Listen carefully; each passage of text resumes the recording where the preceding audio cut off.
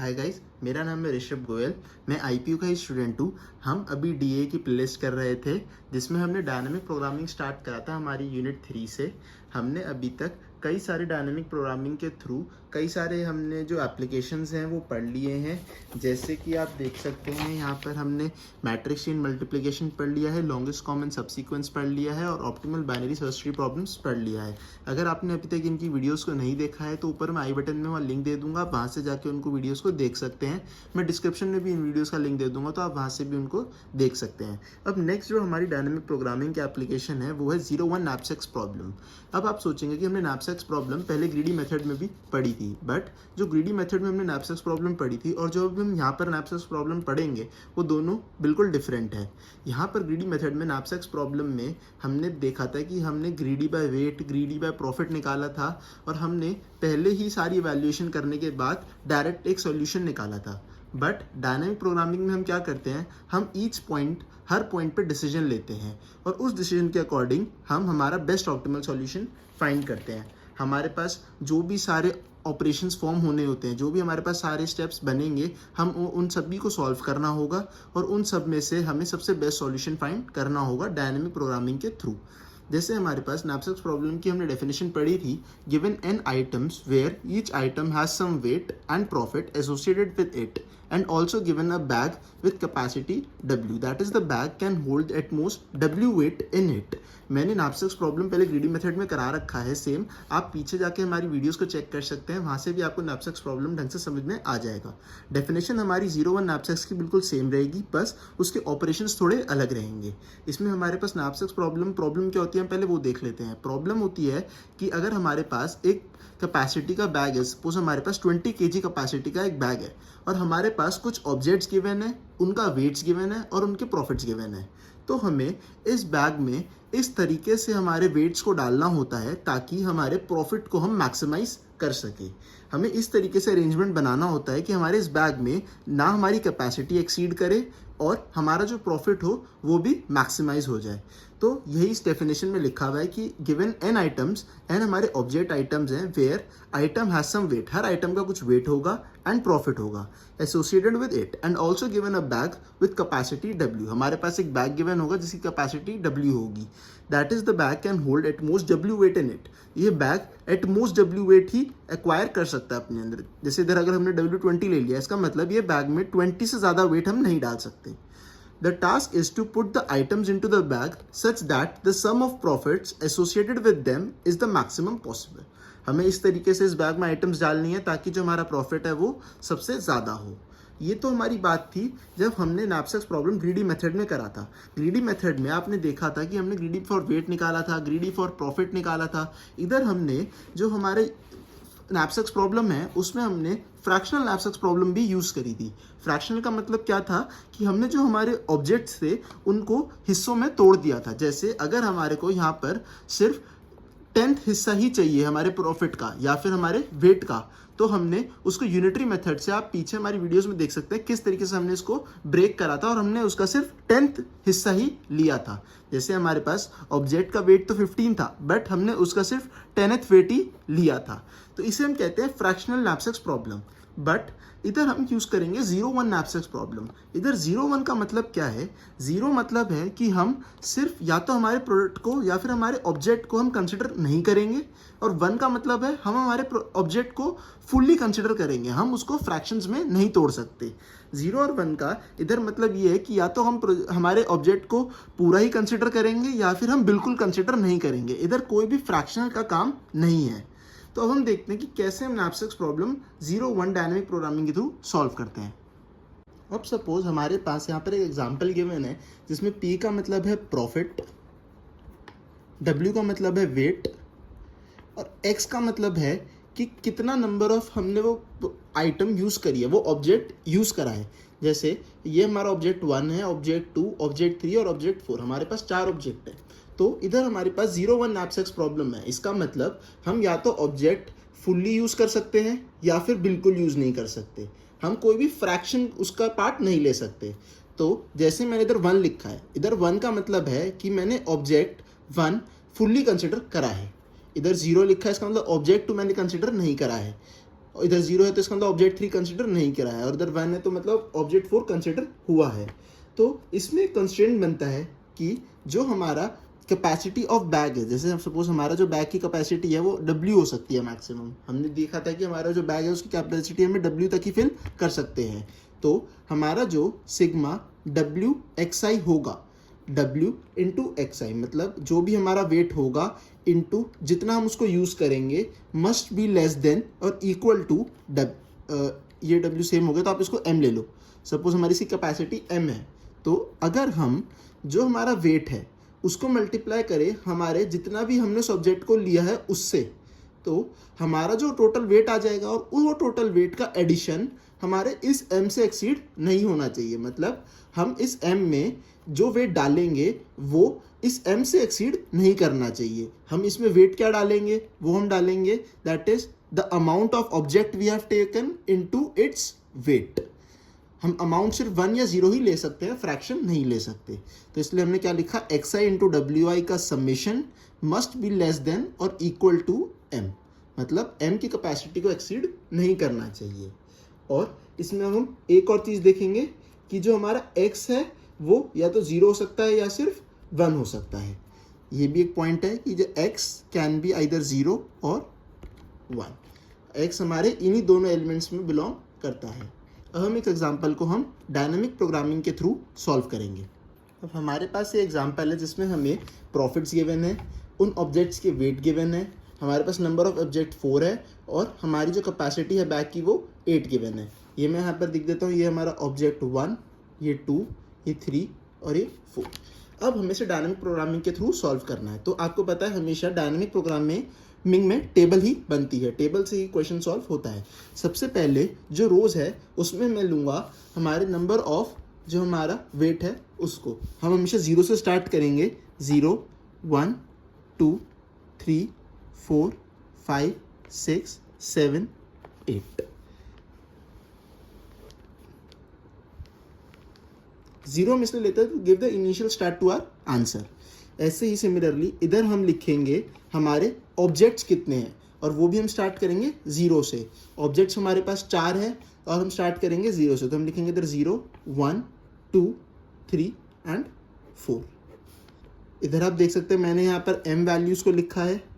M मैंने पहले 0 लिया, 1 लिया, 2 लिया, 3 लिया। M हमारा क्या थी, कैपेसिटी। और इधर मैंने लिया है हमारे ऑब्जेक्ट नंबर। साथ ही में मैं इन ऑब्जेक्ट्स का वेट भी लिख देता हूँ, जो इन ऑब्जेक्ट का वेट है। ऑब्जेक्ट 0 का वेट तो कुछ भी नहीं है, ऑब्जेक्ट 0 हमारे पास है ही नहीं। ऑब्जेक्ट 1 का हमारे पास वेट है दैट इज़ 2, फिर हमारे पास 3, 4 एंड 5। ऐसे ही मैं इनका प्रॉफिट लिख देता हूँ, प्रॉफिट तो कुछ भी नहीं है इसका। ऑब्जेक्ट 1 का हमारे पास प्रॉफिट है 1, 2, 5, 6।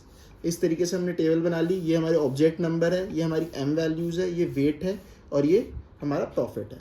अब हम टेबल को धीरे धीरे फिल करेंगे। पहले मैं आपको समझाऊंगा कि किस तरीके से समझ के हम टेबल को सॉल्व कर सकते हैं, कैसे इस टेबल को हम समझ के फिल कर सकते हैं, और फिर उसके बाद मैं आपको इसका फॉर्मूला बताऊंगा। आईपीयू कई बार ऐसे क्वेश्चंस में फंसा देता है कि जो सिर्फ फॉर्मूले से ही सॉल्व हो सकते हैं, आप उसमें ज़्यादा समझ के करेंगे तो हमेशा वो गलत ही होएगा। तो एंड में आपको यूज़ फॉर्मूला ही करना है, बट अगर आप उसको समझ लेंगे कि उसको कैसे करना है तो आपको अंडरस्टैंडिंग ज़्यादा आएगी और आप उस क्वेश्चन को रीचेक भी कर सकेंगे आखिरी में। सबसे पहले मैं आपको बताता हूँ कि हमें इसे कैसे करना है। जो हमारी 0 और 0 के कॉलम है उसमें हम स्टार्टिंग में सिर्फ 0 लिखेंगे, क्योंकि हमारे पास ना कोई ऐसी कैपेसिटी है जिसमें 0 है और ना कोई ऐसा वेट है जो कि 0 है। तो इसीलिए हम हमेशा इसको 0 से फिल कर देंगे। अब जो स्टार्टिंग होगी वो हमारी होएगी 1 क्रॉस 1 से, जहाँ पर हमारी कैपेसिटी हो गई 1 और हमारे पास ऑब्जेक्ट है सिर्फ 1। अभी हम देखेंगे हमारे पास सिर्फ एक ऑब्जेक्ट है दैट इज ऑब्जेक्ट 1, जिसका वेट होगा 2 और प्रॉफिट होगा 1। अब आप इसको अलग से समझें कि सपोज हमारे पास एक बैग है जिसका कैपेसिटी है हमारे पास 1 और हमारे पास कितने ऑब्जेक्ट्स हैं, एक ऑब्जेक्ट है जिसका वेट क्या है 2 और प्रॉफिट है 1। अब अगर हम इस वाले कैपेसिटी के बैग में हम सिर्फ 1 ही मैक्सिमम वेट डाल सकते हैं और हमारे पास जो ऑब्जेक्ट है उसका वेट क्या है, वो है 2, तो इसका मतलब हम इस ऑब्जेक्ट को इस वाले कैपेसिटी के बैग में नहीं डाल सकते। तो इसका मतलब इसमें प्रॉफिट क्या होगा, हमें कुछ भी प्रॉफिट नहीं होगा। अगर हम इसमें कोई वेट नहीं डाल पाएंगे तो इसका मतलब हम इसमें कुछ भी प्रॉफिट कैलकुलेट नहीं कर पाएंगे। तो इसका मतलब इसमें हमारे पास प्रॉफिट क्या होगा, वो होगा 0 होगा। ऐसे ही अगर हम यहाँ पर देखें 1 क्रॉस 2 में, जब हमारे पास कैपेसिटी हो गई 2, हमारे जो बैग की कैपेसिटी थी उसको हमने कर लिया 2, ऑब्जेक्ट हमारे पास अभी भी वही है 2 जिसका प्रॉफिट है 1। अब हम इस कैपेसिटी के बैग में हमारा जो वेट का ऑब्जेक्ट है, हमारा जो वेट 2 का ऑब्जेक्ट है, इसे हम डाल सकेंगे क्योंकि हमारी कैपेसिटीज मैच हो गई। अब ये वाला जो बैग है वो इसको अपने अंदर एक्वायर कर सकेगा, तो इसका मतलब हम इस वाले वेट के बैग को, इस वाले वेट को हम इस बैग में डाल देंगे और हमारा प्रॉफिट क्या हो जाएगा, 1 हो जाएगा। तो इसका मतलब इधर हम क्या लिख सकेंगे, 1। ऐसे ही अगर हमारे पास बैग की कैपेसिटी 3 हो जाए, सपोज 2 की जगह 3 हो गई, तो अभी भी हम इसमें हमारा वेट डाल सकते हैं जिसका वेट है 2। तो इसका मतलब हमारा प्रॉफिट क्या होगा, अभी भी 1। हमारे पास ऑब्जेक्ट तो एक ही है जिसका वेट 2 है और प्रॉफिट 1 है। तो इसका मतलब अब इससे आगे अगर हमारी जो बैग की कैपेसिटी है उसको हम बढ़ाते जाएं तो उससे हमें कोई फ़र्क नहीं पड़ेगा, क्योंकि अब हमारा बैग इस वाले पॉइंट के बाद जो हमारा वेट है वो इस वाले बैग में जा सकता है, क्योंकि वो 2 से बड़ा ही है। हमारी जो कैपेसिटी है वो 2 से बढ़ी रही है और हमारा जो वेट है वो सिर्फ 2 ही है। तो इसका मतलब हम उस वाले वेट को इन वाले बैग्स में डाल सकते हैं। हम सिर्फ उसे किस में नहीं डाल पाए, जिसकी कैपेसिटी थी 1, तो उसमें हमें प्रॉफिट हमारे को कुछ नहीं मिला, और इसमें हमें क्या प्रॉफिट मिला, जो है हमारे ऑब्जेक्ट का प्रॉफिट, दैट इज़ 1। हमें आखिरी तक क्या मिलेगा, 1 ही मिलेगा। अब हम जाएंगे हमारे नेक्स्ट ऑब्जेक्ट पे। नेक्स्ट ऑब्जेक्ट पे हम देखेंगे जब हम ऑब्जेक्ट 2 पे गए, अब इधर हम मानेंगे कि हमारे पास दोनों ऑब्जेक्ट है, हमारा पिछला ऑब्जेक्ट भी है और हमारा नया ऑब्जेक्ट भी है, और अब हमारी वेट कैपेसिटी क्या है बैग की, 1। अब इसका मतलब अगर हमारे बैग की कैपेसिटी हो गई 1, m इज इक्वल्स टू 1, इसका मतलब ये बैग हमारे कितना वेट कंटेन कर सकता है, सिर्फ 1। और ऑब्जेक्ट हमारे पास कौन कौन से हैं, एक ऑब्जेक्ट है हमारे पास वेट 1 का, और दूसरा ऑब्जेक्ट है हमारे पास, एक ऑब्जेक्ट है हमारे पास वेट 2 का, दैट इज ऑब्जेक्ट 1, और एक ऑब्जेक्ट है हमारे पास वेट 3 का। अब इन दोनों में से हम कोई भी वेट इस वाले बैग में नहीं डाल सकेंगे। इसका मतलब इधर भी हमारा प्रॉफिट क्या होगा, 0 ही होगा जब हमारी कैपेसिटी होगी 1। जब हमने हमारे बैग की कैपेसिटी करी 2, तो इसका मतलब यहाँ 2 करते ही बैग की कैपेसिटी, ये वाला वेट हम इसमें डाल सकेंगे, सिर्फ यही वाला वेट, और कोई वेट हम नहीं डाल पाएंगे क्योंकि वो कैपेसिटी से एक्सीड कर जाएगा। तो इसीलिए हम इस वाले ऑब्जेक्ट को इसमें डाल देंगे। ये ऑब्जेक्ट कौन सा है, हमारा ऑब्जेक्ट 1 जिसका प्रॉफिट है 1, तो इधर प्रॉफिट क्या हो जाएगा, हमारा 1 हो जाएगा। अब हम कहेंगे ऑब्जेक्ट 3 पे, जब हमने कैपेसिटी करी 3, जब हमने इसकी कैपेसिटी 3 कर दी, तो अब हम इसमें कौन सा ऑब्जेक्ट डाल सकेंगे, हम हमारा ऑब्जेक्ट 1 भी डाल सकते हैं या ऑब्जेक्ट 2 भी डाल सकते हैं। हम दोनों इकट्ठे नहीं डाल सकते, या तो हम सिर्फ ये वाला ऑब्जेक्ट डाल पाएंगे जिसका कैपेसिटी 3 है, या ये वाला डाल पाएंगे जिसका 2 है। अब इन दोनों में से कोई एक ही हम इसमें डाल सकेंगे। तो अब हम चेक करेंगे कि हमारा प्रॉफिट किसका ज़्यादा है, क्योंकि इधर हमारे को प्रॉफिट ही मैक्सिमाइज करना है हर स्टेप पे। तो हम दोनों वेट में से देखेंगे हमारे दोनों वेट में से प्रॉफिट किसका ज़्यादा है, एक का प्रॉफिट है 1 और दूसरे का प्रॉफिट है 2। तो इसका मतलब हम हमारे वेट 2 को डालेंगे, क्योंकि इधर हमारा क्या है, प्रॉफिट सबसे ज़्यादा है। हम यहाँ पर 3 वेट वाले को इधर डालेंगे जिसका प्रॉफिट है 2। तो इसका मतलब इधर प्रॉफिट क्या हो जाएगा, हमारा 2 हो जाएगा। अब आगे कैपेसिटी बढ़ती रहेगी। अब एक केस बनेगा जब हम हमारे दोनों ऑब्जेक्ट को इसमें डाल पाएंगे। वो कौन सा केस होगा, डायरेक्टली हम वो वाला केस चेक कर लेते हैं जहाँ पर हमारे पास क्या कैपेसिटी होनी चाहिए, वो है 3 + 2 5। अगर हमारे बैग की कैपेसिटी 5 या 5 से ज़्यादा होगी तो हम हमारे दोनों ऑब्जेक्ट्स को इस बैग में डाल पाएंगे और दोनों के प्रॉफिट को ही हम कंसिडर कर पाएंगे। तो इसका मतलब जहाँ पर भी हमारे बैग के वेट की कैपेसिटी 5 या 5 से ज़्यादा हो गई तो हम इन दोनों ऑब्जेक्ट को हमारे बैग में डाल पाएंगे और उनके प्रॉफिट को कंसिडर कर पाएंगे। तो उनका प्रॉफिट क्या होगा, 1 + 2 दैट इज 3। इसका मतलब जहाँ पर भी कैपेसिटी 5 या 5 से ज़्यादा है उधर हमारा प्रॉफिट क्या हो जाएगा, 3। क्योंकि और तो अगर हम कैपेसिटी बढ़ाते भी रहे पर हमारे पास ऑब्जेक्ट तो वही 2 हैं, हम उन्हीं 2 को हमारे बैग में डाल पाएंगे, प्रॉफिट हमारा उतना ही आ पाएगा, वो कि 3 है। तो इसका मतलब हमारे यहाँ पर 3 ही सेम रहेगा। अब हम देखेंगे हमारा केस जब हमारे पास कैपेसिटी है 4। सिमिलरली जब हमारे पास कैपेसिटी 4 हो गई, कैपेसिटी 4 होने पे आप समझ सकते हैं कि हम या तो ये वाला ही ऑब्जेक्ट डाल पाएंगे या ये वाला, हम दोनों को इकट्ठे नहीं डाल पाएंगे क्योंकि इनका सम 5 है। ये तभी डाल पाएंगे जब बैग की कैपेसिटी 5 या 5 से ज़्यादा होगी। तो इन दोनों में से हम वही डालेंगे जिसका प्रॉफिट ज़्यादा होगा, वो है ऑब्जेक्ट 2 का। तो इधर हम कौन सा डालेंगे, 2 डालेंगे। अब हम नेक्स्ट रो को देखते हैं। अब हमारे पास यहाँ पर 3 ऑब्जेक्ट्स हैं, ऑब्जेक्ट 1, 2 और 3, जिनका वेट है 2, 3, 4। जब हमारी कैपेसिटी 1 थी तो हम इन तीनों में से अब कोई भी ऑब्जेक्ट इसमें नहीं डाल पाएंगे, क्योंकि हमारे जो वेट्स हैं वो 1 से ज़्यादा है। हम कोई भी ऑब्जेक्ट इसमें नहीं डाल पाएंगे तो प्रॉफिट होगा हमारा 0। अगर हम उसके बाद देखिए, हमने जब कैपेसिटी 2 करी तो हम इन तीनों में से सिर्फ एक ऑब्जेक्ट डाल पाएंगे, वो की होगा ऑब्जेक्ट 1, जिसका प्रॉफिट है 1। तो इसका मतलब प्रॉफिट यहाँ पर क्या होगा, 1 होगा। अब आपको जल्दी समझ में आ रहा होगा कि कैसे हम इसको फिल कर रहे हैं। जब हमने कैपेसिटी 3 करी, 3 करने पे हम इन दोनों ऑब्जेक्ट्स को डाल सकते हैं, कोई भी एक ऑब्जेक्ट को इन दोनों में से। तो हम देखेंगे किसका प्रॉफिट ज़्यादा है, प्रॉफिट ज़्यादा है इस वाले बैग का, तो इसका हम लिख देंगे दैट इज़ प्रॉफिट 2। जब हमने कैपेसिटी 4 करी, 4 में हम अब इन तीनों में से कोई एक डाल पाएंगे। जब हमारी कैपेसिटी 4 हो चुकी है तो आप देख सकते हैं या तो हम ये वाला डाल सकते हैं या ये, कोई भी हम अदर कॉम्बिनेशन इसमें नहीं डाल पाएंगे, क्योंकि उनका जो वेट का सम है वो हमारी कैपेसिटी से एक्सीड कर जाएगा। जैसे अगर हम 3 + 2 करें दैट इज़ 5, तो वो भी 4 से बड़ा है, तो इसका मतलब उसे भी हम बैग में नहीं डाल पाएंगे। तो इसलिए हम इन दोनों में से प्रॉफिट देखेंगे किसका सबसे ज़्यादा है, वो है हमारा बैग 3 का, जिसका प्रॉफिट है 5। तो हम इधर क्या लिख देंगे, 5। अब हम नेक्स्ट देखेंगे हमारा, जब हमने कैपेसिटी 5 करी, 5 पे हम देखेंगे तो 5 पे हम या तो ये दो कॉम्बिनेशन डाल सकते हैं 3 + 2 का, या फिर हम सिर्फ बैग 4 डाल सकते हैं, सॉरी बैग जिसकी कैपेसिटी 4 है, जिसका वेट 4 है। तो अब हम इस कॉम्बिनेशन में देखेंगे कि हमारा किसका प्रॉफिट सबसे ज़्यादा हो रहा है। अगर हम इन दोनों को इकट्ठे डालें तो इसका प्रॉफिट होगा 3, बट अगर हम देखें कि हम सिर्फ इसी वाले ऑब्जेक्ट को डालें, हमारे ऑब्जेक्ट 3 को, जिसका वेट 4 है, तो इसका प्रॉफिट हम देखेंगे वो इंडिविजुअली 5 है, मतलब इन दोनों के सम के प्रॉफिट से भी बड़ा। तो हमको प्रॉफिट ही मैक्सिमाइज करना है, तो हम इसलिए सिर्फ ऑब्जेक्ट 3 इसमें डाल देंगे, तो जिसका प्रॉफिट होगा 5। अब आप हर बार देखेंगे हम अगर कैपेसिटी बढ़ा रहे हैं तो हमारा वेट क्या रहेगा, 5।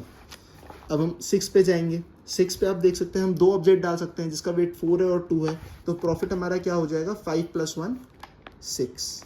ऐसे ही अगर हम वेट 7 पे जाएंगे तो अभी भी हम या तो ये डाल पाएंगे 4 + 2, या फिर अब हम डाल सकते हैं 4 + 3, क्योंकि 4 + 3 क्या होता है, 7।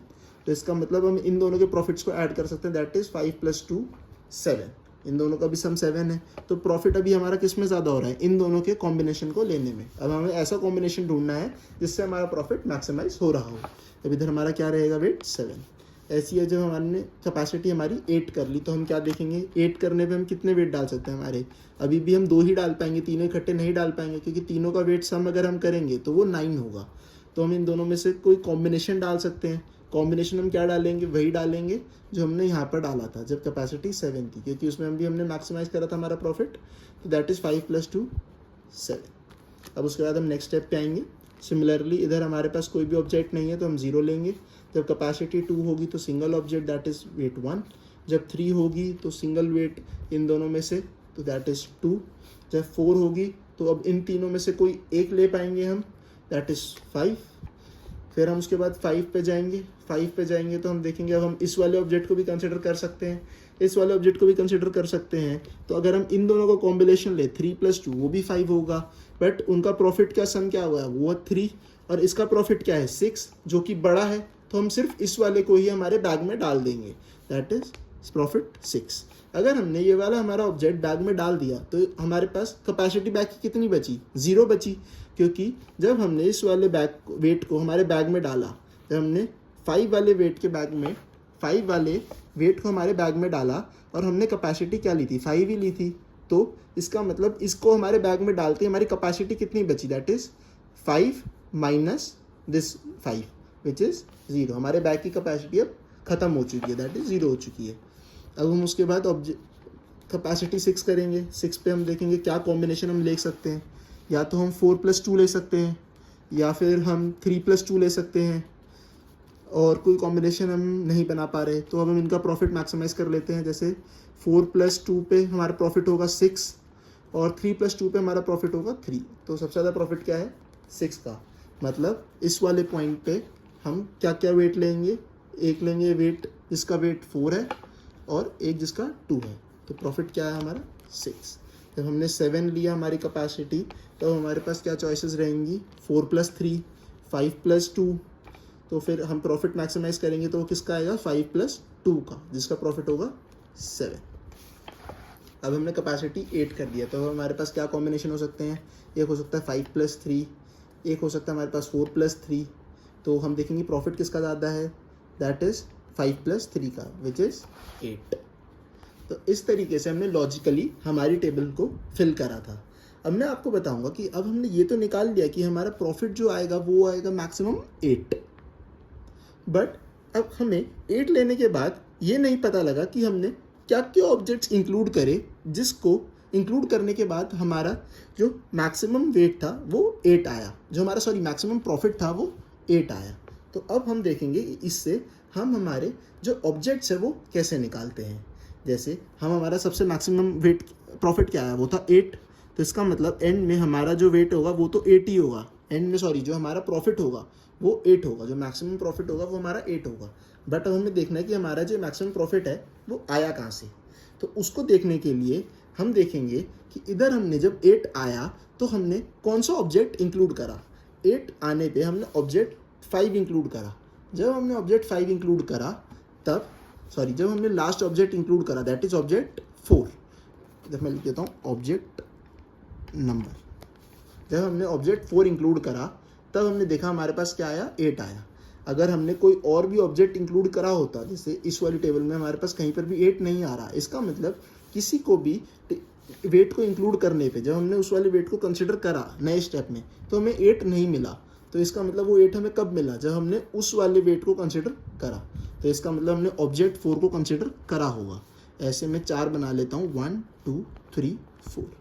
इधर हमारा पास ऑब्जेक्ट 4, हमने इधर इस वाले ऑब्जेक्ट को कंसिडर करा। यहाँ पर मैंने 4 ऑब्जेक्ट बना लिए।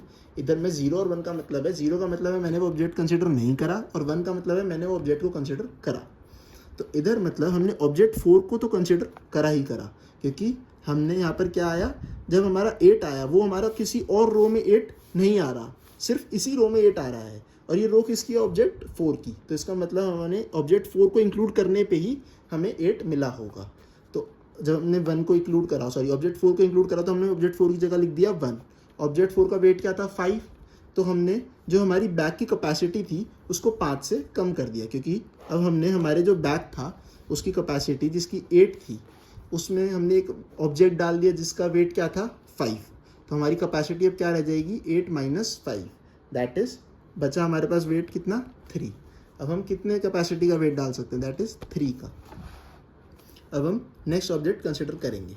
अब 8 के बाद जब हम हमारे अगले ऑब्जेक्ट पे गए तो हमने देखा कि हमारे पास जो ऑब्जेक्ट के वेट है वो है 4।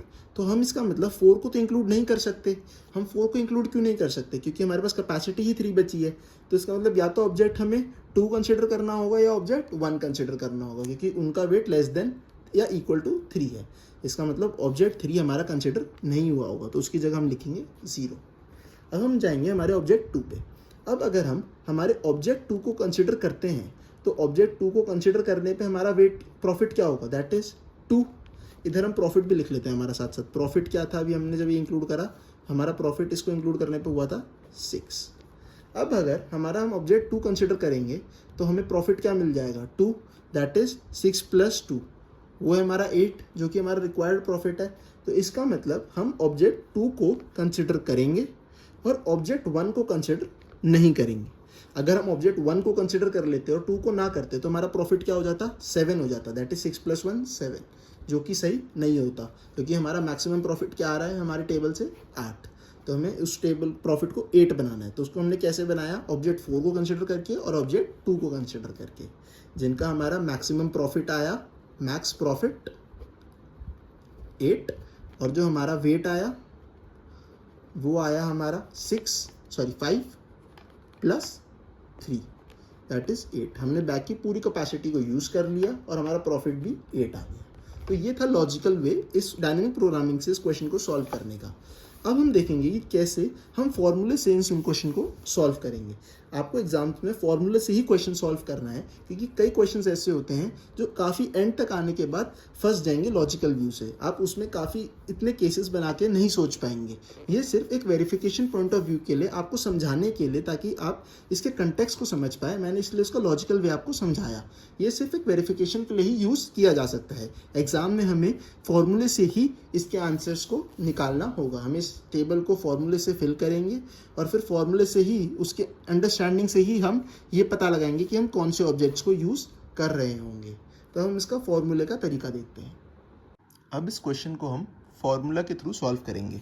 अगर हम इस टेबल को, हमारी जो टेबल थी उसको हम v मान लें, इस पूरी टेबल को v मान लें, तो इनकी वैल्यूज़ को हम फॉर्मूला में किस तरीके से लिखेंगे, that is v of i comma m। i इधर हमारा क्या है, ऑब्जेक्ट नंबर, दैट इज़ 0 1 2 3 4, और m इधर हमारा क्या है, capacity, which is equals to max of v i minus 1 comma m comma v of i minus 1 comma m minus w of i। इधर w ऑफ i क्या है, weight of that object. जैसे अगर हमने i की value 1 ली, मतलब पहला object लिया, तो वेट ऑफ 1 क्या होगा, 2 होगा। ऐसे ही यहाँ पर p of i, that is profit of that object. अब हम इस टेबल को फिल करते हैं हमारे फॉर्मूला के थ्रू। जैसे हमने पहले देखा था कि जब हमारे पास 0 और 0 है तो हम इससे कोरिस्पॉन्डिंग हर जगह 0 लिख देंगे, क्योंकि अगर हमने कोई भी ऑब्जेक्ट कंसिडर नहीं करा है तो हमारे पास अभी तक कोई भी प्रॉफिट नहीं हुआ होगा। जब हम पहला ऑब्जेक्ट कंसिडर करेंगे तो हम देखेंगे हमारे पास क्या वेट होगा, वेट होगा 2। इसका मतलब हम इस वेट को 2 या 2 से ज़्यादा बड़े कैपेसिटी के बैग में ही रख सकते हैं। तो हम इसको देखेंगे कि सबसे मिनिमम वेट का, मिनिमम कैपेसिटी कौन सी होगी जिसमें हम इसको रख पाएंगे, वो है 2। तो मतलब 2 में हम इस वाले वेट को रख सकेंगे, तो हम इसको रख देते हैं, जिसका प्रॉफिट है 1, तो यहाँ पर हम 1 रख देंगे। अब हम देखेंगे इससे आगे अगर हम कैपेसिटी बढ़ाए जाएँ तो उससे कोई फ़र्क नहीं पड़ेगा, क्योंकि कैपेसिटी बढ़ाने के बावजूद भी हमारे पास ज़्यादा जो ऑब्जेक्ट्स हैं वो नहीं है, हमारे पास सिर्फ एक ही ऑब्जेक्ट है। तो इसीलिए हम जो प्रॉफिट होगा वो सेम ही रहेगा, वो एज इट इज़ 1 रहेगा सारी जगह। हमारे पास कोई और ऑब्जेक्ट नहीं है कंसिडर करने को, इसीलिए हमारा प्रॉफिट इंक्रीज नहीं हो रहा है। हमारे पास सिर्फ एक ही ऑब्जेक्ट है जो कि 2 या 2 से ज़्यादा बड़ी कैपेसिटी के बैग्स में आ सकता है। अब इससे पहले हम देखेंगे, इससे पहले हम क्या कंसिडर करेंगे, जो भी हमारा इन दोनों में से सबसे मैक्सिमम वैल्यू होगी हम उसे नीचे यहाँ पर ले लेंगे, क्योंकि आप देख सकते हैं हमारे पास 1 कैपेसिटी है और 1 कैपेसिटी के लिए हमारे पास कोरिस्पॉन्डिंग कोई भी ऐसा ऑब्जेक्ट नहीं है जिसका वेट 1 के इक्वल हो या 1 से छोटा हो। अब हम दूसरे ऑब्जेक्ट पे जाएंगे। दूसरे ऑब्जेक्ट पे जाने पे अब हम देखेंगे, अब हमने दोनों ऑब्जेक्ट्स इकट्ठे कंसिडर करे होंगे, दैट इज ऑब्जेक्ट 1 और 2, जिसमें हमारे पास वेट क्या हो गया, 2 और 3। अब हम इंडिविजुअली इसको देखते हैं। सबसे पहले जब हमने नया ऑब्जेक्ट लिया वेट 3 का, तो हमारा वेट 3 का ऑब्जेक्ट कहाँ पर हम रख सकते हैं, या तो जिसकी कैपेसिटी 3 हो या 3 से बड़ी हो। अगर हम इसको हमारे 3 वाले वेट पे रखें तो फिर हम देखेंगे हमारा प्रॉफिट क्या होगा, 2। यहाँ पर हमारा प्रॉफिट होगा 2। अब हम इन दोनों को कंबाइन लेते हैं, दैट इज 3 + 2 5। अब हमारे पास वेट क्या है, 5। इसका मतलब अब हम 5 कहाँ पर ले सकते हैं, कैपेसिटी ऑफ 5 और ग्रेटर देन 5।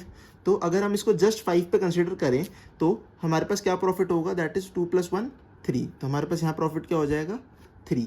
अब इससे बढ़ाते रहें अगर हम कैपेसिटी तो उससे कोई फ़र्क नहीं पड़ेगा, क्योंकि हमारे पास ऑब्जेक्ट्स तो उतने ही हैं। तो हमारा प्रॉफिट अगर हम इन दोनों को इकट्ठे रखें तो भी सेम ही रहेगा। तो दैट इज़ 1 + 2 3। तो अब हर जगह हम क्या लिख देंगे, यहाँ पर 3।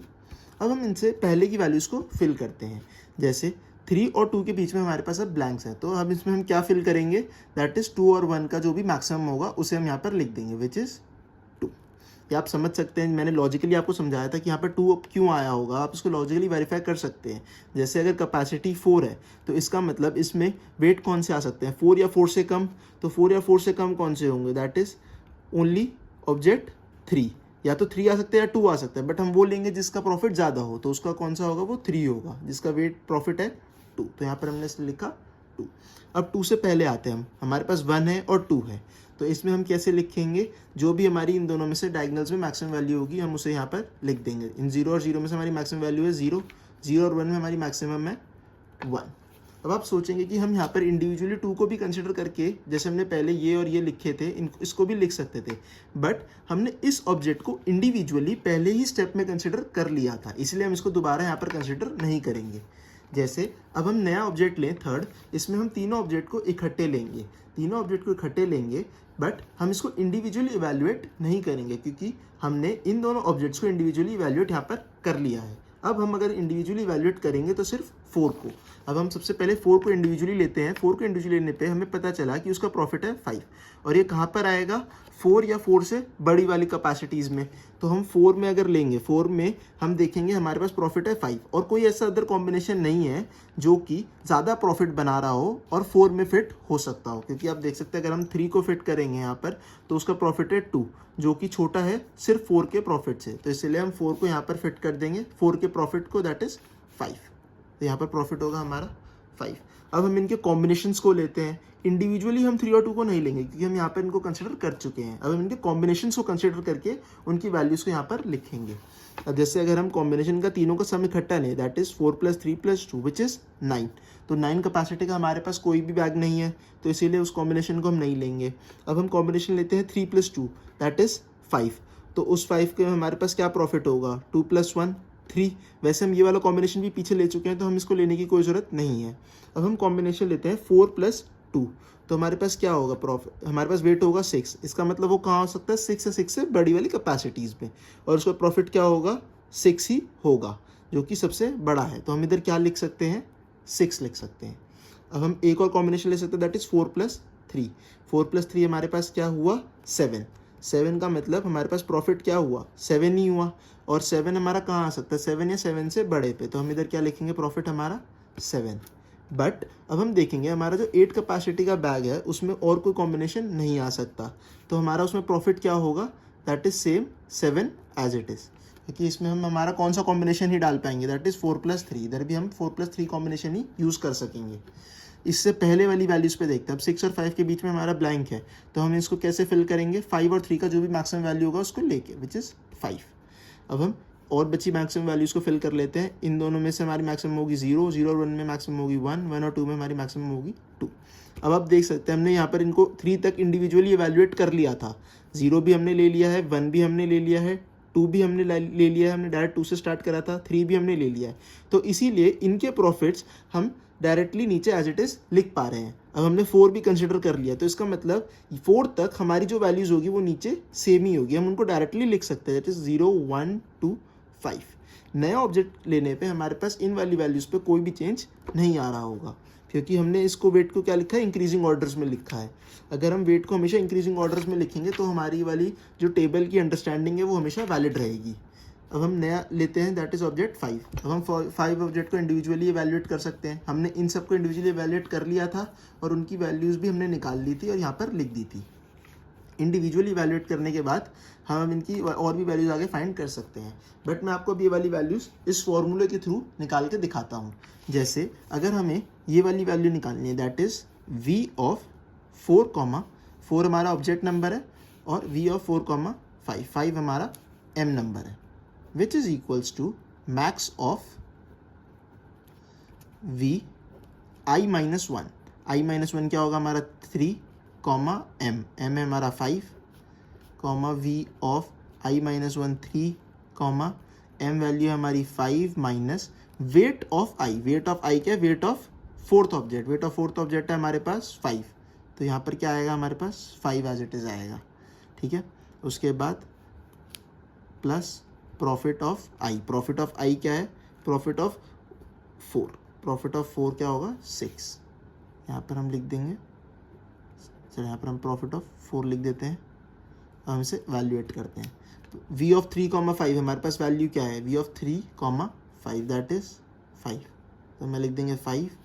v ऑफ 3, 5 माइनस 5, 5 माइनस 5 हमारा 0 हो जाएगा। इसका मतलब भी हमारे से पूछ रहा है v ऑफ 3, 0, वो होगा 3, 0, जिसकी वैल्यू हमारे पास 0, 0 plus profit of 4। Profit of 4 क्या है हमारे पास 6। अब हमें इन दोनों में से मैक्सिमम वैल्यू लेनी है, वो होगी हमारी दिस वैल्यू दैट इज़ 6। तो इसका मतलब v ऑफ 4, 5 हमारे पास क्या आ गया, 6 आ गया। यहाँ पर हम v ऑफ 4, 5 को लिख सकते हैं 6। उसके बाद आप इसको वैल्यूएट भी कर सकते हैं। जैसे अगर हमने सिर्फ ऑब्जेक्ट 5 लिया था तो वो हमारा कहाँ पर आएगा, 5 या 5 से बड़ी कैपेसिटीज़ पे आएगा, जिसका प्रॉफिट क्या होगा 6 होगा। तो यहाँ पर हमने 5 पे क्या लिखा है, प्रॉफिट 6। ऐसी एक और वैल्यू लेते हैं, v ऑफ 4, 6। v ऑफ 4, 6 में हम कैसे निकालेंगे, max of v of i-1 that is 3, हमारे पास यहाँ पर क्या था, m था, तो यहाँ पर m क्या है 6, v of 3, 6 minus weight of 4। Weight of 4 क्या है 5 plus profit of i value क्या है 4, सॉरी i वैल्यू हमारी 4, तो प्रॉफिट क्या होगा 6। इधर ये वैल्यू इंडिविजुअली है और ये वैल्यू एक है, हमें इन दोनों को ऐड करके और इसके साथ कंपेयर करके मैक्सिमम वैल्यू फाइंड करनी होगी।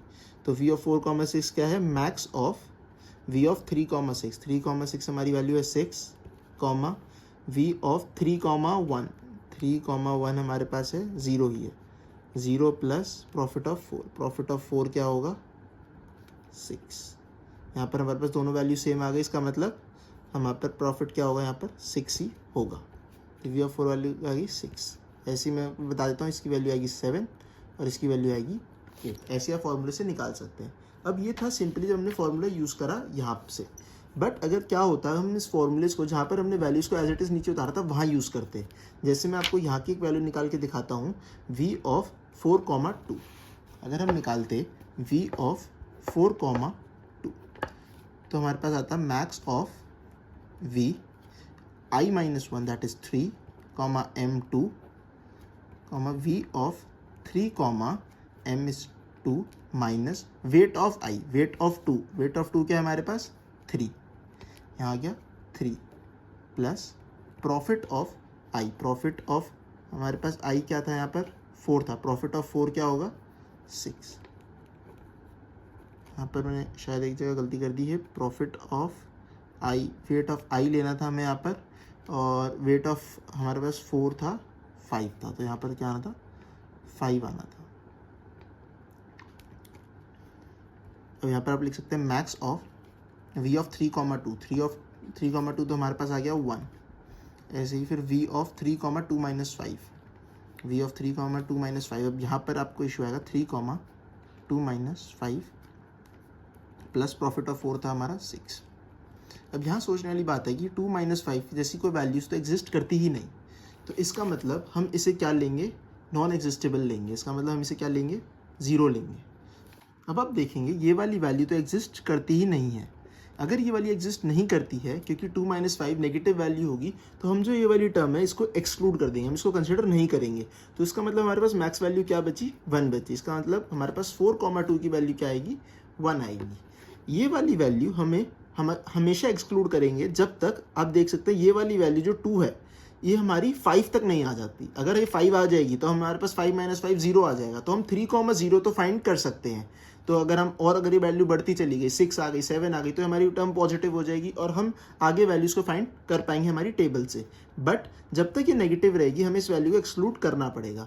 और ये वाली वैल्यू कब तक नेगेटिव रहेगी, ये वाली नेगेटिव रहेगी अगर हमारे पास ये 1 हो, 2 हो, 3 हो, 4 हो, इन सब वैल्यूज़ पे हमारी नेगेटिव रहेगी। ये हमारा क्या था, ये हमारा m था। इसका मतलब जब कैपेसिटीज़ ऑफ m, जब कैपेसिटी हमारी 1 होगी, 2 होगी, 3 होगी, 4 होगी, तो हमें ये वाली टर्म को एक्सक्लूड करना पड़ेगा और हमारा जो वेट होगा, हमारा जो प्रॉफिट होगा वो क्या किस पर डिपेंड करेगा, सिर्फ इस पहले वाली टर्म पर डिपेंड करेगा। किसके लिए, 4, m के लिए। m जब हमारा वेरी कर रहा है, m वेरीज फ्रॉम 0, 1, 2, 3 एंड 4।